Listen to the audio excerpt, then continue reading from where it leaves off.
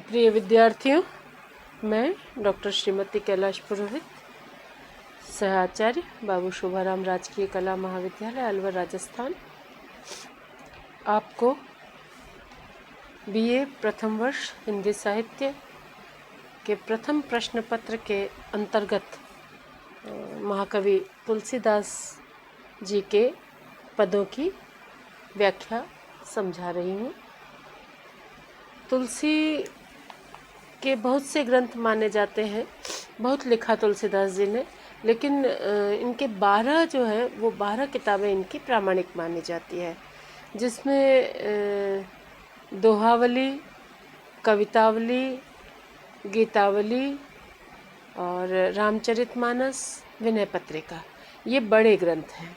और रामलला नहछु, पार्वती मंगल, जानकी मंगल, बरवे रामायण, वैराग्य संदीपनी, कृष्ण गीतावली और रामाज्ञा प्रश्न, ये छोटे छोटे ग्रंथ हैं। ठीक है, इसमें से रामचरितमानस तो महाकाव्य है ही, और शेष तीनों ग्रंथों में से कवितावली, गीतावली और विनय पत्रिका, ये जो तीन ग्रंथ हैं, ये तुलसीदास जी के उच्च कोटि के गीति काव्य माने जाते हैं। और इन तीनों का यानी कवितावली का, गीतावली का और विनय पत्रिका का जो लेखन है, जो निर्माण है, वो ब्रज भाषा में हुआ है। रामचरितमानस की भाषा अवधी है। मैंने आपसे कहा था कि तुलसी बहुत बड़े समन्वय कारक है, समन्वयवादी है, तो इन्होंने दोनों भाषाओं का जो उनके युग में प्रचलित थी काव्य भाषा के रूप में, अवधी भाषा का परिष्कार परिमार्जन किया और ब्रज भाषा में भी काव्य रचना की, और प्रबंध काव्य भी लिखा, मुक्तक काव्य भी लिखा। तुलसी का जो काव्य है बड़े युग के व्यापक कैनवास पर अंकित हुआ है, व्यापकता से अंकित हुआ है। रचना कौशल और काव्य कला की दृष्टि से विनय पत्रिका भी इनका श्रेष्ठ गीति काव्य है, और गीतावली को हम दूसरे नंबर पर रख सकते हैं गीति काव्य की दृष्टि से, और कवितावली को तीसरे स्थान पर रख सकते हैं। फिर अब ये देखें कि भाई गीति काव्य क्या होता है, गीति काव्य की विशेषता क्या है। तो गीति काव्य की विशेषता मैंने पहले भी सूर पढ़ाते समय भी आपको बताई, विद्यापति के समय भी बताई, कि इसमें एक तो आत्मपरकता होती है, वैयक्तिकता होती है, संक्षिप्तता होती है, कल्पनात्मकता होनी चाहिए, गेयता तो होगी ही, संगीतात्मकता भी होगी। विनय पत्रिका में भी सारे पदों को तुलसी ने किस राग में गाया जाना है इसका उल्लेख किया है। भावान्विति भी होती है, प्रभावान्विति भी होती है।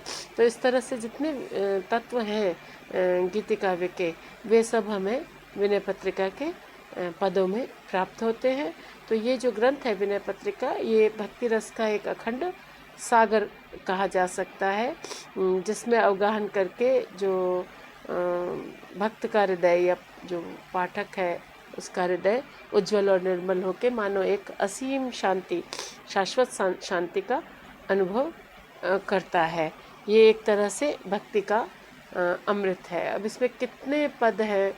इसमें 279 279 में मैं चक्कर खा जाती हूँ बच्चों, क्या कहेंगे इसको? 79 कहेंगे, है ना? 269 269 79 पद हैं। इसमें बिलावल, धनाश्री, रामकली, वसंत, मारू, भैरव, कान्हा, केदारा, सोरठ, टोड़ी, मलार, विभिन्न राग रागिनियों का इसमें प्रयोग हुआ है। पद शैली में इसकी रचना हुई है, और भक्ति भावना की दृष्टि से तो ये ग्रंथ बहुत ही अनुपम और अद्भुत माना जाता है, क्योंकि इसके प्रत्येक पद में ऐसा लगता है कि तुलसी का जो भक्त हृदय है वो बोल रहा है, तुलसी का भक्त हृदय अभिव्यक्त हो रहा है। अब एक पद ले लेते हैं, सरल और भावात्मक और श्रेष्ठ पद है। देखो, सरल और श्रेष्ठ दोनों कैसे हुए? क्योंकि मुश्किल बनाकर कहना आसान है। अच्छा कवि वही है जो जटिल विषय को भी सरल और सरस बनाकर कह दे। इसी में उसकी महत्ता है। वरना तो क्यों ना हम दर्शन शास्त्र ही पढ़ लें, रूखा सूखा नीरस। लेकिन काव्य पढ़ते हैं तो काव्य में अभिव्यक्त होकर जब दर्शन आता है, जब विचारधारा आती है, चिंतन आता है, तो बहुत सरल और सरस हो जाता है। जैसे इसको एक उदाहरण से समझिए कि सूर्य भी चमकता है, चंद्रमा भी चमकता है ना। सूर्य की रोशनी तीखी और प्रखर होती है। सूर्य की ओर आप देख नहीं सकते, ज़्यादा निहार नहीं सकते। और वही जो सूर्य की रोशनी जब चंद्रमा पे गिरती है और चंद्रमा के माध्यम से चांदनी के रूप में बरसती है, तो शीतल होती है ना, सुखकारक होती है, आनंददायक होती है। रोशनी वही है, लेकिन जब हम देखते हैं कि जब वो काव्य के माध्यम से व्यक्त हो रही है, ज्ञान वही है लेकिन काव्य के माध्यम से व्यक्त हो रहा है, कविता में व्यक्त हो रहा है, तो वो ज्ञान शीतल हो जाता है। जब गुरु के माध्यम से वो ज्ञान आता है तो वो आसान हो जाता है। तुलसी, ये कबीर कहते हैं ना कि पार ब्रह्म की जो उज्ज्वलता है वो सूर्य की रोशनी के समान है। लेकिन गुरु उस ज्ञान का जो दाहक रूप है उसको हटा करके उसको सरल सरस निर्मल मधुर करके भक्त तक पहुंचा देता है। यही, वरना ज्ञान तो आप देखो, आज गूगल खोलो, ज्ञान ही ज्ञान भरा हुआ है, किताबें हैं, इतनी सारी लाइब्रेरीज हैं, ज्ञान की आपको कोई कमी नहीं है। लेकिन फिर टीचर की क्या उपयोगिता है ना? टीचर की, गुरु की यही उपयोगिता है कि वह उस ज्ञान को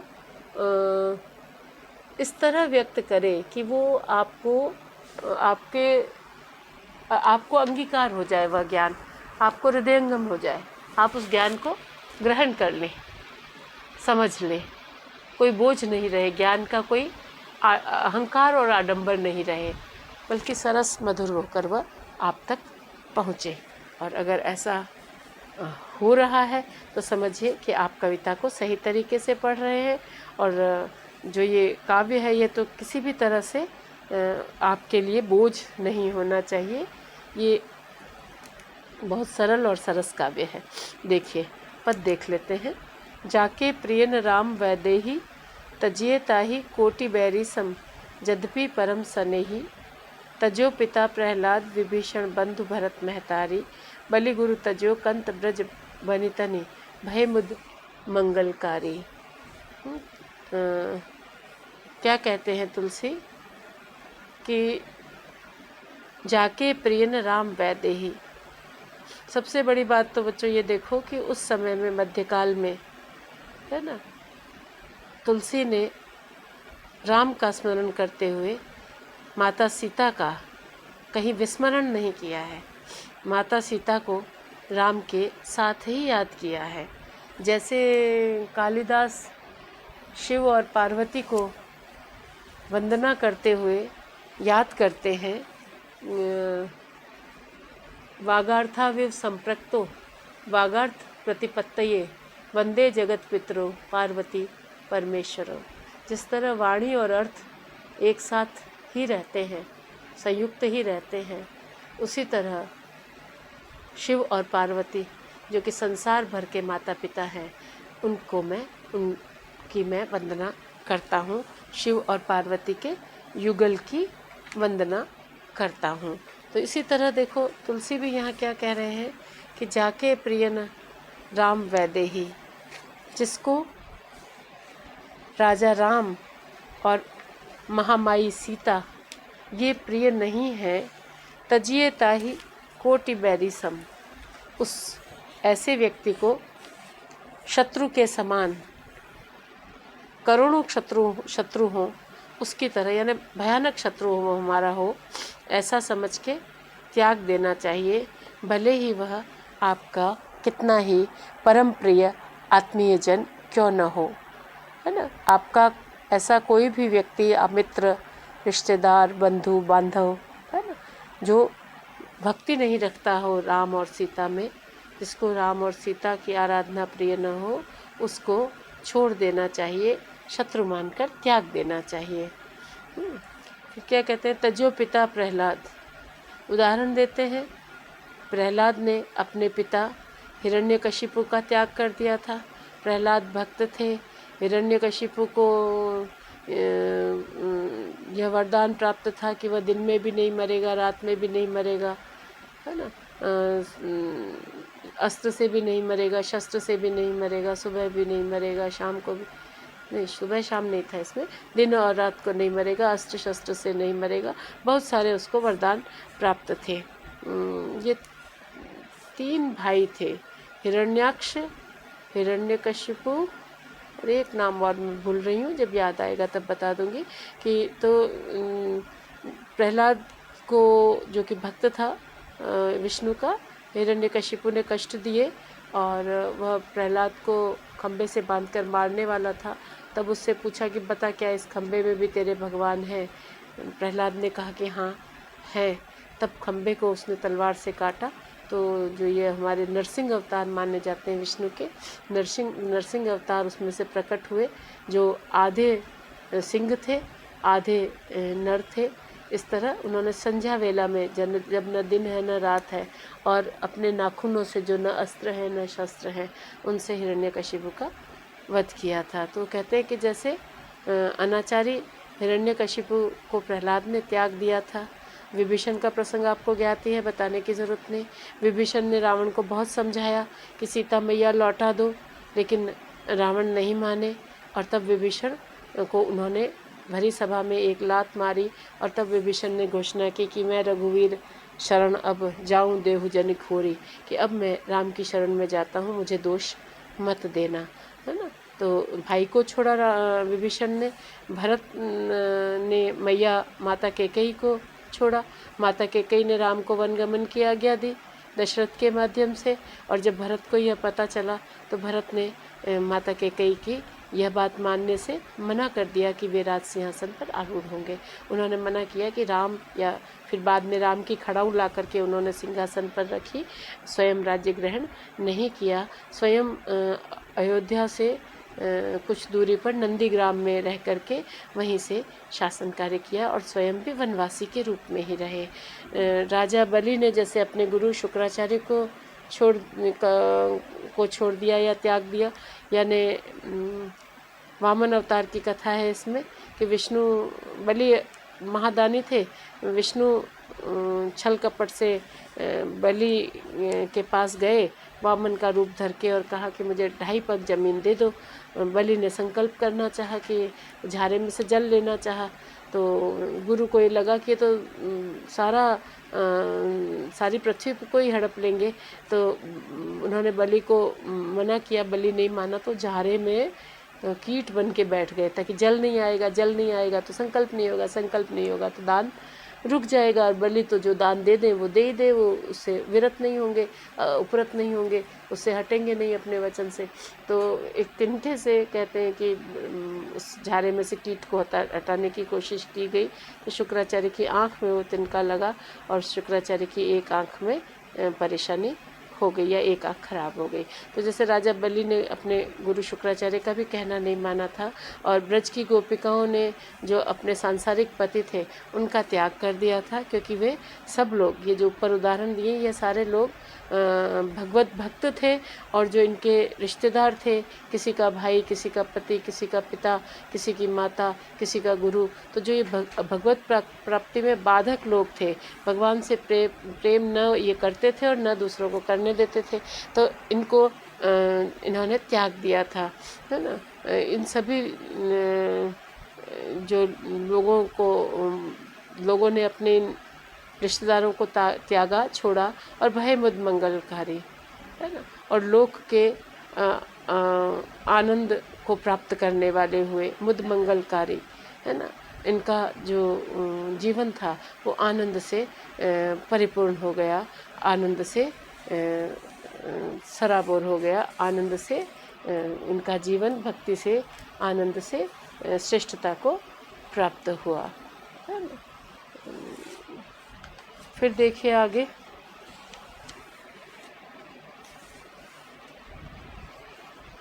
नाते नेह राम के मनियत, सुहद सुसेव्य जहाँ लो, अंजन कहा आँख जी फूटे, बहु तक कहो कहाँ लो।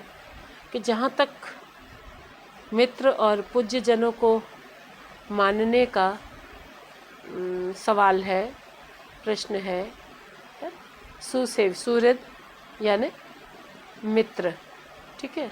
सुसेव्य, जिनकी हम पूजा करें, यानी जो हमारे पूजनीय हैं। पूजनीय शब्द नहीं होता बच्चों, पूजनीय गलत होता है, क्योंकि इसमें एक साथ किसी शब्द में दो प्रत्यय नहीं लगते हैं।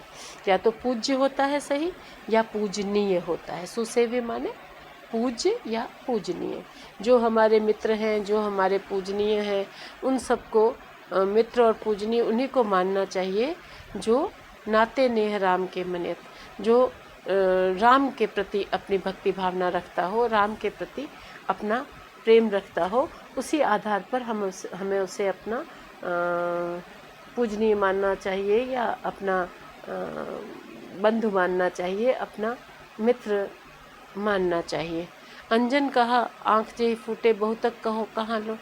फिर तुलसी कहते हैं कि बहुतक कहो कहाँ लो, मैं कितना कहूँ, कहाँ तक कहूँ, है ना। वह काजल किस काम का जिसके लगने से आँख फूट जाए, है ना। काजल तो वह है जो आँख को अधिक सुंदर बनाए, लेकिन ऐसा काजल जिससे आँख फूट जाए तो आप उसको आँख में तो नहीं लगाएंगे।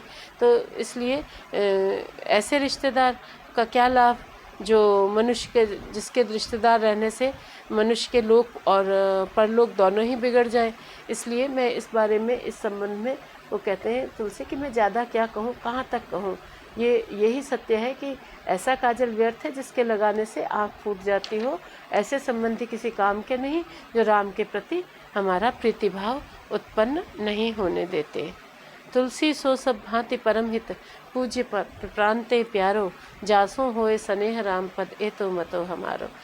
क्या कहते हैं तुलसी, ए तो मतो हमारो। मेरा तो यह मत है कि जिन लोगों के कारण, जिन लोगों की वजह से राम और वैदेही के, केवल राम नहीं है, ऊपर उन्होंने वैदेही का नाम साथ में लिया है, कि जिनके कारण, जिनके प्रयासों से, जिनके संबंध से राम और सीता के चरणों में प्रेम उत्पन्न हो, वही हमारा हर तरह से परम हितैषी है और परम पूज्य है ना। परम हितकारी है, हितैषी है, पूज्य है, और वही हमें प्राणों से अधिक प्यारा भी है।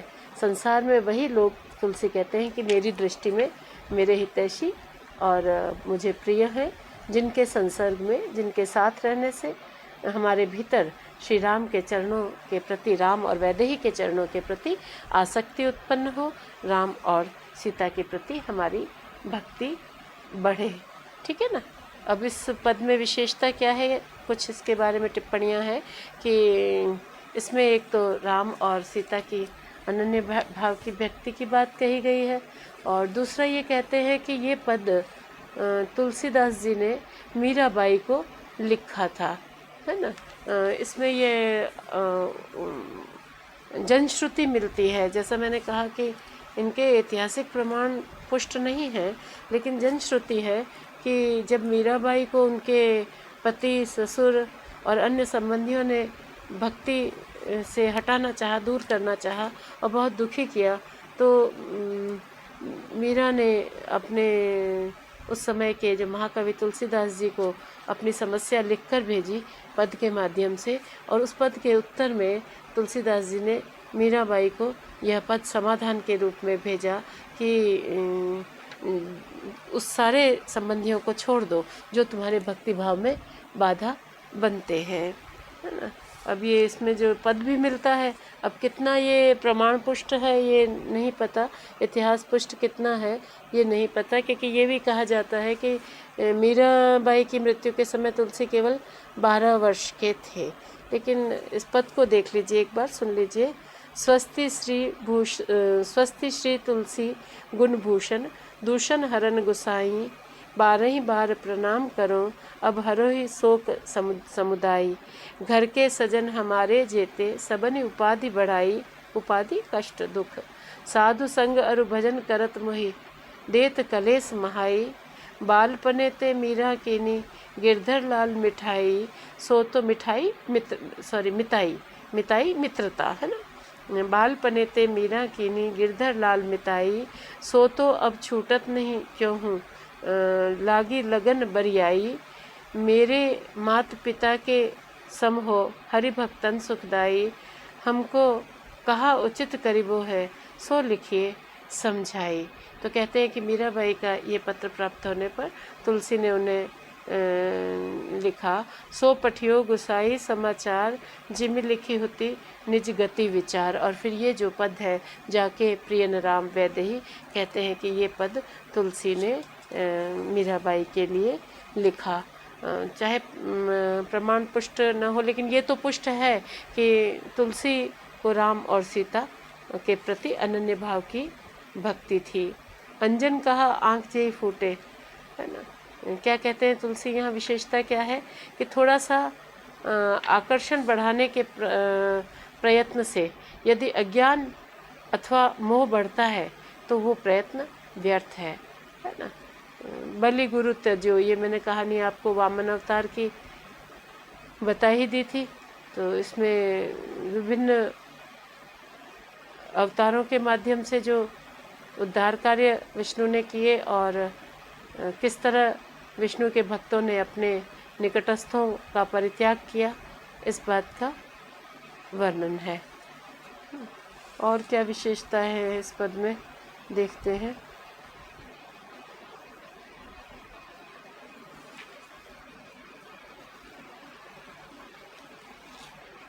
अलंकार कौन से हैं इनको देख लें।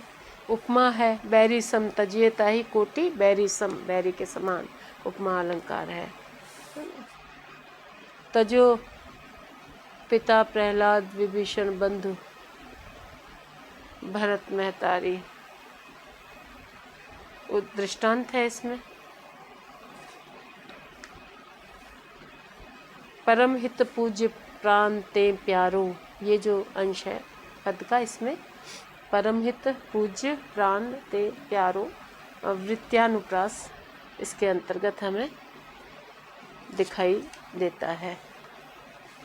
एक आखिरी पद आपको और बता देती हूँ, फिर हमारी विनय पत्रिका की व्याख्या यही समाप्त होती है।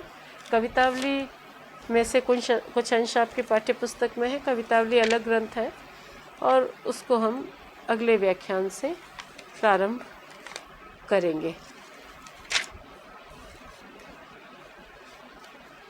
देखिए इसको, पद संख्या 279, आखिरी पद, जो कि आपके पाठ्य पुस्तक में नहीं है, लेकिन इस विनय पत्रिका का आखिरी पद है कि मारुति मन रुचि भरत की, लखी लगन कही है, कलि कालहु नाथ नाम सो प्रतीति प्रीति, एक किंकर की निबही है, सकल सभा सुनी ले उठी, जानी रीति रही है। यानी क्या कहते हैं कि हनुमान और मारुति, हनुमान वो राम दरबार लगा हुआ है और तुलसी की विनय पत्रिका आती है, प्रस्तुत होती है। हनुमान और भरत के मन की इच्छा को देखकर लक्ष्मण राम से कहते हैं कि हे नाथ, इस कलयुग में भी तुम्हारे इस एक दास को तुम्हारे नाम के प्रति विश्वास, प्रतीति विश्वास, तुम्हारे नाम के प्रति प्रेम है और विश्वास है ना, दृढ़ विश्वास है। और तुलसी ने तुलसी जो दास हैं तुम्हारे, उन्होंने तुम्हारे प्रति प्रेम का सुंदर निर्वाह किया है, तुम्हारे प्रति प्रीति और भक्ति का निर्वाह किया है। लक्ष्मण की ये बात जब सारी सभा ने सुनी तो समर्थन किया। सकल सभा सुनी ले उठी, जानी रीति रही है कि वो तुलसी के विश्वास और प्रेम को जानते हैं, इसलिए सारी सभा ने भी तो लक्ष्मण की इस बात का समर्थन किया, है ना। फिर है कृपा गरीब निवाज की, देखत गरीब की साहब बाह गई है। फिर जो शरणागत वत्सल दया सिंधु, है ना, दया दीन बंधु श्री राम है, उनकी कृपा का ही यह फल है, ऐसा मान करके देखत गरीब की साहब बाह गई है ना। राम तो अपने भक्त का हाथ पकड़ के उसको शरण में ले लेते हैं और राम की कृपा से ही तुलसी की भक्ति का निर्वाह हुआ है, क्योंकि राम तो तुलसी को पहले ही अपनी शरण में ले चुके हैं। ठीक है। और इसमें यह है कि सीता मैया से पहले ही संस्तुति करवा चुके हैं तुलसी, जब वो लिखते हैं कि कबहू का अम्ब अवसर पाई, पहला पद जो हमने पाठ्य पुस्तक का पढ़ा था कि कबहुक अम्ब अवसर पाई मेरी ओ सुधि ध्याई भी कछु करुण कथा चलाई। तो सीता जी ने संस्तुति पहले ही कर दी है। फिर भरत और हनुमान और शत्रुघ्न इनकी मर्जी को देख करके लक्ष्मण ने राम से कहा। फिर जो जितनी सभा थी, दरबार था, उसने भी हामी भर दी, है ना। फिर राम ने बिहसी राम कहो सत्य है सुधि मैं हूँ लही है। राम ने मुस्कुरा कर कहा कि तुम्हारी सबकी बात सही है, मुझे उस मेरे भक्त की खबर मिल गई है और मैंने उसकी सुन ली है, मैंने उसकी सुधि ले ली है, उस भक्त की विनय की जो अर्जी है उसको सुन लिया है ना। मुदित माथ नावत बनी तुलसी अनाथ की परि रघुनाथ हाथ सही है। यह सुनकर तुलसी बहुत गदगद हो गए, मस्तक झुका के वो राम को प्रणाम करते हैं। मुदित माथ नावत बनी तुलसी, है ना, अपना मस्तक आनंदित होकर के तुलसी अपना सिर झुकाते हैं राम के चरणों में। बनी तुलसी अनाथ की, कि मैं तो अनाथ था, है ना। मेरा हाथ जब राम ने मुझे सहारा दिया, राम ने जब मुझ पर कृपा की है और जब राम ने मुझे स्वीकार किया है भक्त के रूप में, तो राम ने परि रघुनाथ हाथ सही है, श्री राम ने अपने हाथ से उनकी विनय पत्रिका पर मानो स्वीकृति की मोहर लगा दी है, अर्जी स्वीकार कर ली है। जो कलिकाल के दुष्प्रभाव से, कलयुग के दुष्प्रभाव से तुलसी परेशान है, तो उनकी अर्जी श्री राम तक पहुंच गई है और श्री राम ने उस अर्जी को सार्वजनिक रूप से स्वीकार भी कर लिया है और सब ने तुलसी की सिफारिश की है, तुलसी की बात की संस्तुति की है और इस प्रकार राम ने एक तरफ लोक मर्यादा की रक्षा की है और दूसरी ओर तुलसी की भी सहायता की है ना। तो इस तरह से हनुमान, भरत, लक्ष्मण, मैया सीता सब राम को प्रेरित करते हैं कि तुलसी पर कृपा करो और श्री राम तुलसी पर कृपा करते हैं। ये विनय पत्रिका का आखिरी पद था। और विनय पत्रिका ये प्रबंध मुक्तक किसको कह सकते हैं, यानी इसकी रचना शैली प्रबंध काव्य में एक कथाक्रम चलता है और मुक्तक में आप पहले पद को 10वें पे रख दो, 10वें को 100वें पे कर दो, 100वें को दूसरे पे रख दो, कोई फ़र्क नहीं पड़ता, कथाक्रम नहीं होता, है ना। तो उसमें पूर्वापर संबंध निरपेक्ष छंद होता है ना। उसका पिछले वाले छंद से अगले वाले छंद से अधिक लेना देना नहीं होता और अपने आप में वो छंद पूर्ण होता है। तो इसमें विनय पत्रिका में पद है, इसलिए ये है तो मुक्तक, लेकिन मुक्तक में भी तुलसी ने कथा का एक कथा तो नहीं है लेकिन एक क्रम रखा है ना। जैसे क्रम कैसे, अब देखो कि ये पहला, आखिरी मैंने बताया, पहला भी पद बता देती हूँ कि तुलसी गणेश की स्तुति से, गणेश भगवान की स्तुति से शुरू करते हैं और राग बिलावल में इसको गाया जाए ऐसा निर्देश करते हैं और लिखते हैं, गाइए गणपति जगवंदन शंकर सुवन भवानी नंदन सिद्धि सदन गजवदन विनायक कृपा सिंधु सुंदर सब लायक मोदक प्रिय मुद मंगल दाता विद्या वारिधि बुद्धि प्रदाता मांगत तुलसीदास कर जोरे बसहि राम सिय मानस मोरे, है ना। तो यानी क्रम से जैसे प्रबंध शुरू होता है उसी तरह यहाँ बात करते हैं कि गणेश जी की वंदना, फिर सूर्य की भगवान की वंदना, फिर शिव भगवान की स्तुति, उसके बाद शिव जी की स्तुति कुछ पदों में करते हैं। उसके बाद देखिए आप सीता माता की स्तुति करते हैं, है ना। अनेक अन्य देवी देवताओं की भी स्तुति तुलसी करते हैं। और पूर्वार्ध और उत्तरार्ध दो भाग है इसके। पूर्वार्ध में तो विभिन्न प्रकार की वंदनाएं लिखते हैं और उत्तरार्ध में जो है वो अपनी कलिकाल और मन को प्रबोधन और भक्ति और इन विषयों का वर्णन करते हैं, दार्शनिक सिद्धांतों का वर्णन करते हैं। तो इस तरह से ये मुक्तक के रूप में लिखा गया प्रबंध या ऐसा प्रबंध जो कि मुक्तक में लिखा गया ये सिद्ध होता है। काफ़ी बातें हमने कर ली, कवितावली तुलसी का जो अन्य ग्रंथ है उसमें से अलबत्ता सरल है कवितावली, उसको हम कल देखेंगे। अभी मैं सोचती हूँ इतना आज के लिए पर्याप्त है। आप सबका बहुत बहुत धन्यवाद।